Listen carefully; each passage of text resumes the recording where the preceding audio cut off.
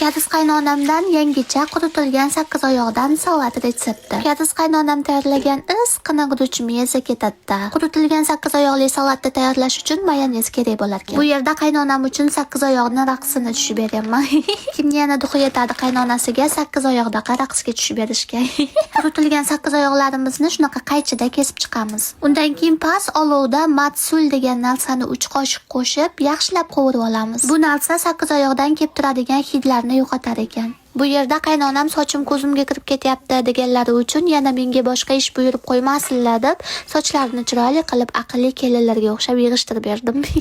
Sakkizoyoqlarimizni qovurib olganimizdan keyin endi sousini tayyorlaymiz. 1 qoshiq yog'ga 2 qoshiq soyavoy sos, 1 qoshiq qalampirli tomat va 3-4 qoshiq quritilgan qalampir bilan 2 qoshiq shakar va 1 qoshiq maydalangan chesnok bilan 2-3 qoshiq shakar siropi bilan 1 stakan suv quyvoramiz va sousini shunaqa qaynab chiqqunicha aralashtirib turamiz. Haligida qovurib olgan sakkizoyog'imizga ozgina mayonez qo'shib aralashtirib olamiz. Va tayyor bo'lgan sousimizni yaxshilab sovutib, sakkizoyog'imiz bilan aralashtirib chiqamiz. Bu salatni nafaqat guruch bilan, balki-da o'zini ham maza qilib yesanglar bo'ladi.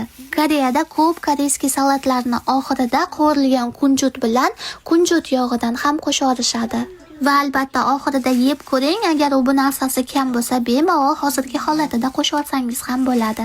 Koreyskiy salatlarning retseptiga qiziqsangiz, podpiska bosib qo'ying.